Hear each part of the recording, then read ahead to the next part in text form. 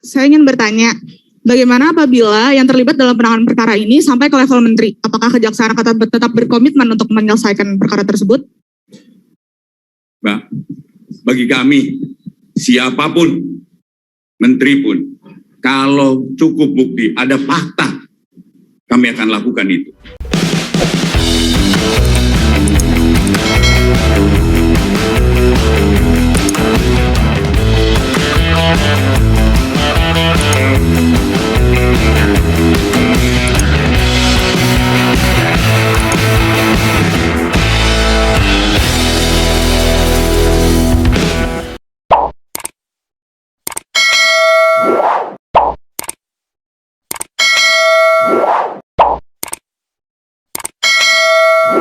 Assalamualaikum warahmatullahi wabarakatuh. Kembali berjumpa dengan saya, Herz Beno Arif dari Forum News Network. Pemberantasan mafia minyak goreng memasuki babak menarik. Nih, ngeri-ngeri sedap setelah Kejaksaan Agung menetapkan 4 orang tersangka. Mereka adalah Dirjen Perdagangan Luar Negeri Kementerian Perdagangan Indrasari Wisnuwardana dan 3 orang lainnya dari korporasi besar yang selama ini menguasai pangsa terbesar dari crude palm oil atau minyak sawit ini. Mereka ini adalah raja-raja minyak sawit. Dengan penetapan sebagai tersangka dan diikuti penahanan terhadap seorang dirjen, ini sebuah jabatan yang hanya 1 level di bawah menteri, muncul pertanyaan yang sangat menarik. Pertama, mungkinkah sang dirjen bermain sendiri tanpa diketahui Menteri Perdagangan atau pejabat yang lebih tinggi? Mengingat kasus ini sudah menimbulkan kehebohan berupa kelangkaan minyak goreng di seluruh Indonesia, harganya juga melambung setelah dicabut kebijakan harga eceran tertinggi itu sampai berbulan-bulan. Itu harus dicatat, ini bukan hanya menjadi fokus pemberitaan media di dalam negeri saja, namun juga media internasional menyoroti. Sebab menjadi pertanyaan mereka juga, bagaimana mungkin ya Indonesia sebagai negara pengekspor atau penghasil sawit terbesar di dunia dan kemudian terjadi kelangkaan dan harga sangat mahal. Kalau kemudian dikait-kaitkan dengan geopolitik global, misalnya seperti katakanlah gandum gitu, yang dimana Ukraina sebagai produsennya, ya wajar harganya naik dan atau langka. Tapi ini Indonesia itu sebagai produsen terbesar di dunia. Jadi apa urusannya dengan geopolitik global? Yang terjadi kan Indonesia harusnya malah dapat untung ya. Kenapa? Karena ada kewajiban untuk di dalam negeri ini yang disebut sebagai domestic market obligation atau kewajiban untuk menjual di luar negeri. Jadi sebenarnya sudah dengan keuntungan yang sangat besar, sebagian besar malahan kan sekitar 80% yang dijual ke luar negeri itu para pengusaha udah pesta pora. Tapi ternyata kemudian mereka kemaruk dan melanggar domestic market obligation ini yang terjadi. Kemudian kita tahu terjadi kelangkaan barang itu sampai setengah tahun lebih. Apa iya sih seorang dirjen begitu saktinya, gitu sangat berkuasa, bisa leluasa dengan tenang bermain-main sampai berbulan-bulan itu tanpa gangguan? Pertanyaan kedua, saya kira ini tak kalah menariknya. Apakah Kejaksaan Agung itu hanya akan berhenti menjadikan tersangka dan menahan para pelaku dari korporasi? Ini kan mereka ini hanya level komisaris dan level eksekutif gitu. Dan kemudian membiarkan korporasi yang menikmati keuntungan besar sampai triliunan rupiah dari penyelewengan kuota ekspor. Pertanyaan-pertanyaan itu saat ini menjadi fokus perhatian publik. Di media sosial saat ini berkembang berbagai spekulasi. Ini dengan munculnya foto, ya ini salah satu tersangka mafia minyak goreng, ini Master Parulian Tumanggor. Ini dia berasal dari Wilmar, PT Wilmar.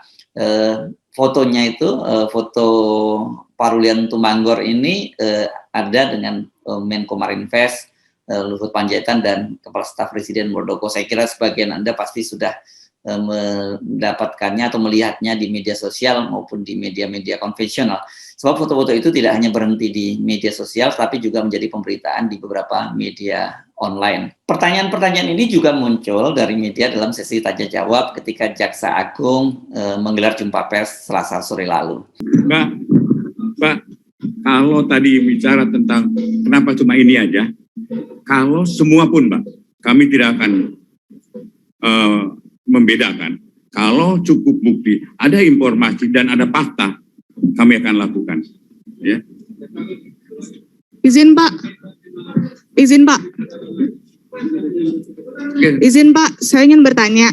Bagaimana apabila yang terlibat dalam penanganan perkara ini sampai ke level menteri? Apakah kejaksaan akan tetap berkomitmen untuk menyelesaikan perkara tersebut? Mbak, bagi kami, siapapun, menteri pun, kalau cukup bukti, ada fakta, kami akan lakukan itu.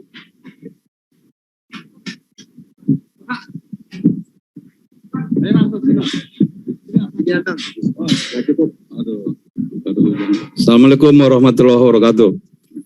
Selamat sore Pak Jaksa Agung. Pertanyaannya sebenarnya sederhana saja. Kalau saya mencermati tadi penjelasan dari Pak Jaksa Agung, ini kan menyangkut kebijakan ekspor. Tentu tidak mungkin, barangkali menurut saya Pak Menteri tidak mengetahui itu. Pasti dirapatkan oleh Dirjen yang sudah jadi tersangka. Pertanyaannya, apakah Pak Menteri ini sudah dimintai keterangan oleh penyidik sehingga terang benderang perkara ini? Terima kasih Pak. Assalamualaikum warahmatullahi wabarakatuh. Karena penyidikan ini kan baru mulai tanggal 4 dan kami akan dalami. Benar ini kebijakan dan kami akan dalami. Kalau memang cukup bukti, kami tidak akan melakukan hal-hal yang sebenarnya harus kami lakukan. Artinya, siapapun pelakunya, kalau cukup bukti, kami akan lakukan. Jawaban dari Jaksa Agung tadi sangat tegas. Jika ditemukan alat bukti, maka sampai level menteri pun akan ditindak, dilakukan, itu bahasanya. Kalau Mbak Media ini menggunakan bahasa yang lebih lugas, yakni disebutkan bahwa akan disikat. Ini menteri pun kalau terbukti terlibat dalam mafia minyak goreng akan disikat. Nah, sekarang kita tinggal menunggu pembuktian dari ucapan Pak Jaksa Agung. Saya kira ini sudah menjadi pemahaman publik, menjadi pemahaman kita bersama bahwa hukum di Indonesia itu hanya tajam ke bawah dan tumpul ke atas. Soal ini sebenarnya juga diakui oleh Kapolri Jenderal Listio Sigit Prabowo saat dia menjalani fit and proper test di DPR sebagai calon Kapolri ya. Apa yang dikatakan oleh Jenderal Listio Sigit itu adalah fenomena penegakan hukum di Indonesia, bukan hanya di lingkungan kepolisian RI ini ya. Ini berlaku di semua lembaga penegak hukum. Yang bermain dalam kasus minyak goreng ini kan mafia. Jadi kalau disebut mafia berarti bukan hanya terbatas antara korporasi dengan Kementerian Perdagangan. Ini sangat mungkin juga ada keterlibatan dari para penegak hukum itu sendiri. Benar bahwa izin surat ekspor yang menerbitkan itu Departemen Perdagangan. Namun proses ekspor CPO ini yang seharusnya dijual di dalam negeri tadi sesuai dengan peraturan domestic market obligation itu kan rangkaiannya cukup panjang, tidak hanya berhenti surat pemberian izin ekspor saja. Ini mulai dari pengiriman barang yang itu berarti kan melibatkan penegak hukum setempat, kemudian sepanjang perjalanan sampai ke pelabuhan, dan kemudian yang juga tak kalah pentingnya adalah urusan di pelabuhan dan kepabeanan. Jadi namanya mafia, jadi semua ini terlibat nih, dari mulai surat izin, pengamanan di jalan, kemudian di pelabuhan, dan rangkaian panjang lainnya. Pernik-perniknya itu begitu panjang ya. Semua ini kebagian rata nih. Kalau enggak ya akan ada hambatan. Nah, jadi kalau mau serius, ini memang banyak sekali yang harus disikat Pak Jaksa Agung. Kalau kita bicara level menteri, tentu fokus perhatian publik saat ini langsung tertuju kepada Menteri Dalam Negeri Lutfi. Tentu kesimpulan semacam ini tidak salah, sebab Indra Sari Wisnuwardana sebagai Dirjen Perdagangan Luar Negeri adalah bawahan langsung dari Lutfi. Apa iya Lutfi tidak tahu menahu permainan Indra Sari? Ini pertanyaan publik ya. Kalau lihat bahasa tubuhnya, Indra Sari ini cukup dekat loh dengan Lutfi. Salah satunya adalah potongan video yang viral ini ya. Anda sebagian juga saya yakin sudah nonton, yakni pada tanggal 17 Maret saat rapat kerja dengan Komisi 6. Pada waktu itu Lutfi mengumumkan bahwa akan ada pengumuman tersangka mafia minyak goreng oleh Mabes Polri. Itu setelah dia dibisiki oleh Indra Sari. Tolong ini menjadi catatan dalam kesimpulan untuk pertanggungjawaban kepada kita. Terima kasih.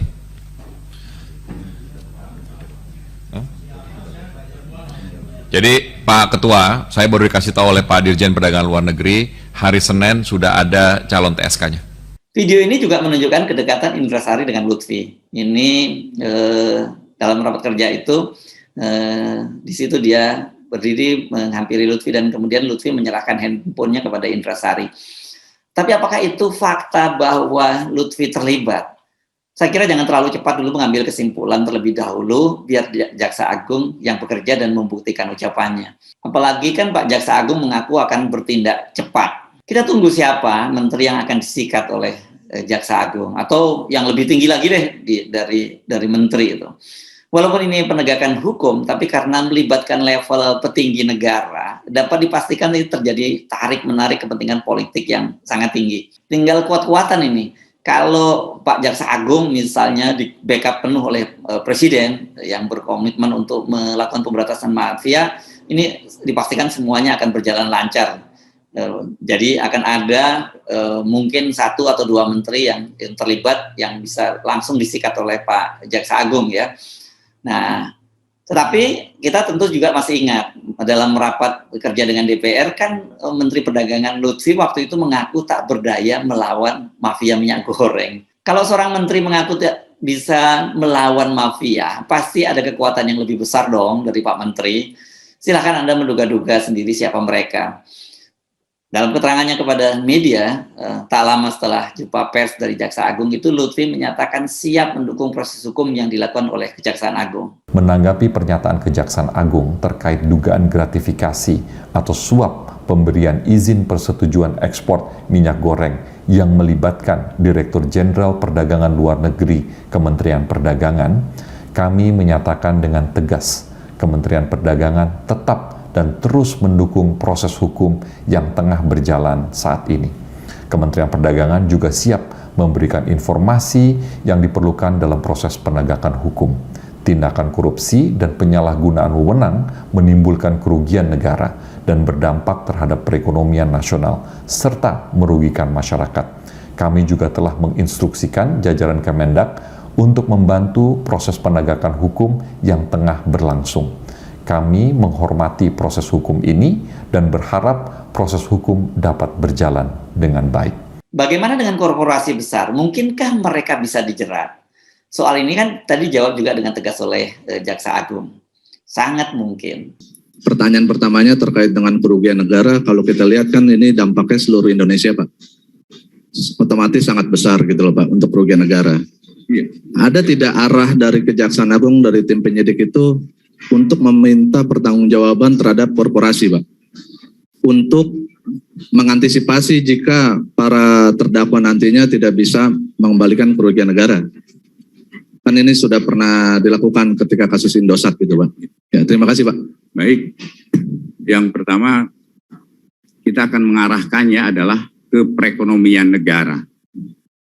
Jadi, terus kemudian untuk korporasi sangat mungkin itu, sangat mungkin untuk korporasi. Dan kami sudah perintahkan pada Jampisus, pada Dirdik untuk lakukan itu. Menjerat korporasi ini juga jangan dianggap main-main ya. Ini juga di Indonesia ini korporasi ini nggak kalah kuatnya. Kalau di zaman Orde Baru itu kan ada disebut-sebut bahwa pengusaha itu diatur oleh penguasa. Tapi kalau sekarang di masa reformasi, terutama khususnya pada masa Pak Jokowi, ini sudah muncul semacam anggapan bahwa para penguasa itu justru dikontrol oleh para pengusaha. Bahkan di antara para pengusaha sendiri itu sekarang banyak yang jadi penguasa. Ini yang oleh senior ekonom Rizal Ramli sebut sebagai peng-peng. Kalau melihat yang sudah ditetapkan sebagai tersangka itu kan semuanya berasal dari pemain sawit besar. Ini jadi cukup serius ya. Mereka adalah komisaris dan eksekutif dari PT Wilmar Group, PT Musim Mas Group, dan Permata Hijau Group. Ketiga perusahaan ini adalah penerima terbesar dana triliunan rupiah dari program proyek biodiesel yang dikelola oleh Badan Pengelola Dana Perkebunan Kelapa Sawit atau yang disebut BPD PKS. Dalam dunia politik Indonesia yang dikenal dengan biaya politik yang sangat mahal, biaya politik sangat tinggi, perusahaan-perusahaan besar itu biasanya terlibat dalam pembiayaan kampanye. Ini mulai dari level kepala daerah sampai pilpres. Jadi lobby-lobby politik dan kekuasaan mereka itu mencengkeram ya, mulai dari level bawah pemerintahan di daerah itu sampai di tingkat pusat. Kalau benar Jaksa Agung juga akan masuk ke wilayah ini, itu tentu saja merupakan kerja hukum dan politik ya. Ini harus dikombin antara hukum dan politik yang sangat besar dan berat. Nggak bisa kalau mainnya itu hanya modal hukum saja. Mari kita tunggu saja, benarkah Jaksa Agung serius dan bergerak sampai jauh memberantas mafia minyak goreng? Bukan hanya sekedar untuk mengurangi tekanan publik yang marah ya, karena krisis kelangkaan dan kenaikan harga minyak. Kan ada kecurigaan itu ya, bahwa ini Pak Jaksa Agung ini bergerak hanya karena untuk supaya tekanan publik terhadap pemerintahan Jokowi ini diturunkanlah, karena ternyata terbukti sudah dilakukan penindakan terhadap mereka yang terlibat mafia hukum. Karena masih ada anggapan itu bahwa untuk mengurangi tekanan itu diperlukan tumbal, dan itu hanya cukup sampai Pak Dirjen saja yang dikorbankan. Saya Herzs Beno Arif dari Forum News Network. Sampai jumpa lagi. Tetap semangat.